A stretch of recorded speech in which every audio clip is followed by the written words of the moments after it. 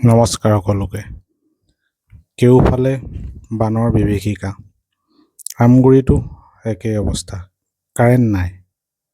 চবতকে ডাঙৰ সমস্যা হ'ল এই বানপানীৰ সময়ত কাৰেণ্ট নথকাটো।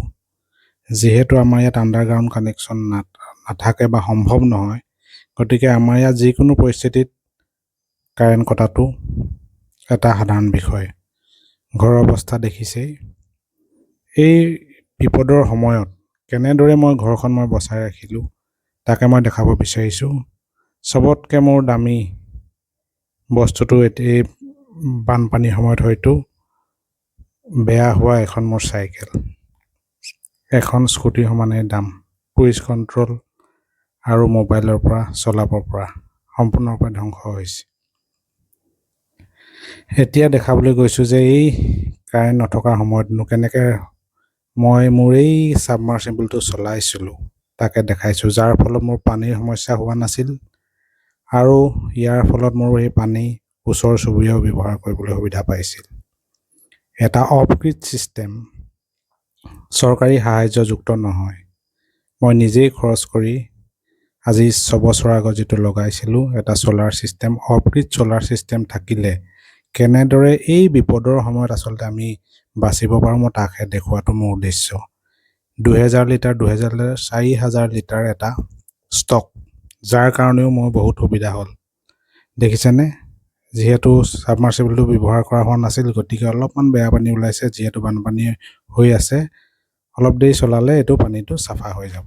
মই এতিয়া জাষ্ট চুইচটো দি আহিছোঁ কাৰণে অকণমান লেতেৰা পানী ওলাইছে। এইটো এটা অভাৰহেড টেংকি ফিল্টাৰ মই ইয়াতে কৰিছোঁ আৰু ইয়াৰ পৰাই সকলো ৰাইজো অলপমান উপকৃত হ'ল।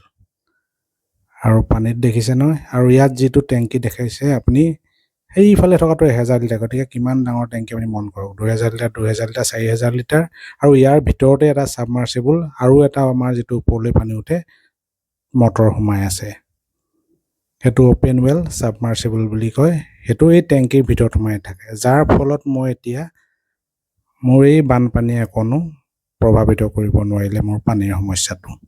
দেখিছেনে? মটৰটো মই অফ কৰি দিওঁ, এনেই আপোনালোকক দেখাবলৈ দিলোঁ, যিহেতু পানী অলৰেডি ভৰ্তিয়ে আছে। আৰু যিকেইটা মোৰ এই ফিল্টাৰকেইটা, এই ফিল্টাৰত মই বৰষুণৰ পানীটো এটা বেলেগ এটা প্ৰক্ৰিয়া আনি মোৰ ফিল্টাৰত মই তাত দিওঁ, গতিকে মোৰ ছাবমাৰ্চিবলটো ব্যৱহাৰ মই খুব কম কৰোঁ। তথাপিও মই দেখালোঁ, যিহেতু কাৰেণ্ট নাই দেখিছে, তথাপিও এই সময়ত চবতকৈ হয়তো ঘৰত থকা হেভি এটা ইকুইপমেণ্ট হ'লে এই ছাবমাৰ্চিবলটো। ঘৰৰ অৱস্থা দেখিছেই, একেবাৰে লেতেৰা অৱস্থা নাই। আৰু বাচিলে মোৰ অকলেই ইনভাৰ্টাৰটোৰ কাৰণে, এই ছ'লাৰ ইনভাৰ্টাৰটোৰ কাৰণেই মই এতিয়া মোবাইল চাৰ্জ দিয়াৰ পৰা আদি কৰি সকলো সুবিধা ল'ব পাৰিছোঁ। দেখিছেনে? ছ'লাৰ পাৱাৰ এভেইলেবল হৈ আছে। এয়া এম্পেয়াৰ আৰু ভল্টেজটো দেখাই আছে আৰু বেটেৰীটো চাৰ্জিং হৈ আছে। দিনত যিহেতু এই ছ'লাৰৰ পৰা মই গোটেই সা সৰঞ্জামখিনি চলাব পাৰিছোঁ আৰু ৰাতিলৈ এই বেটেৰী দুটাত মোৰ ঘৰ চলাব পৰাকৈ শক্তিটো সংৰক্ষণ হৈ আছে।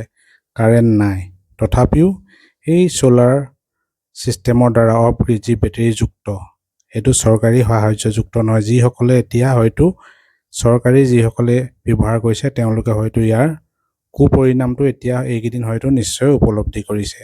ছ'লাৰ পাৱাৰ এভেইলেবল, যেতিয়ালৈকে পোহৰ থাকিব তেতিয়ালৈকে আপোনাৰ ঘৰত কেতিয়াও কাৰেণ্টৰ সমস্যা নহয়। মোবাইল চাৰ্জ ওচৰ চুবুৰীয়া মোৰ ঘৰতে দিছেহি, গতিকে তেনেদৰেও যোগাযোগৰ ব্যৱস্থাটো চলি আছে। গতিকে আপুনি কাৰেণ্ট পাইছে, পানী পাইছে, গতিকে আপোনাৰ বিশেষ অসুবিধা নহ'ব। আৰু এতিয়া মই দেখাইছোঁ এই কাৰেণ্ট নথকাৰ অৱস্থাত কিদৰে মই আন ইলেক্ট্ৰিক সামগ্ৰীসমূহ ব্যৱহাৰ কৰি মোৰ ঘৰটো পৰিষ্কাৰ কৰাত সহায় হৈছে। গতিকে দেখিছেই, এটা মটৰ লগাই পেলাই মই পানী স্প্ৰে' কৰিছোঁ, জেট স্প্ৰে' কৰিছোঁ। ইয়াত ব্লিচিং আৰু ফেনাইল দি থোৱা আছিলে, গতিকে আৰু এইটো জেট স্প্ৰে' কৰি কোমল কৰি দিলোঁ। আৰু এটা 1400 ৱাটৰ ৱেট এণ্ড ড্ৰাই এটা ভেকিউম ক্লিনাৰ মই ইউজ কৰিছোঁ, যি এই বোকাখিনি টানি অনাত সহায় কৰিছে। এইটো এটা মই ছ'লাৰ ছিষ্টেমতে চলাইছোঁ। দিনটো এনেই মই বহি থাকিবলগীয়া হোৱা নাই, যিহেতু আজি কাৰেণ্ট নাই। আৰু ভিডিঅ'টো এইটো কাৰণেই বনাইছোঁ যাতে মানুহে গম পায়, যাতে মই আজি কোনো বেলেগ সহায় লোৱা নাই, কোনো কোনোবা ভেলকিবাজি কৰি পেলাই মই কাৰেণ্টটো লোৱা নাই, যিহেতু আমগুৰিত কাৰেণ্ট নাই চবেই জানে। গতিকে এনে অৱস্থাতনো কেনেকৈ মই ঘৰখন চলাব পাৰোঁ, এইটোৱে মোৰ দেখুৱাটোৰ মূল উদ্দেশ্য, যাতে এই সুবিধাটো আনেও ল'ব পাৰে।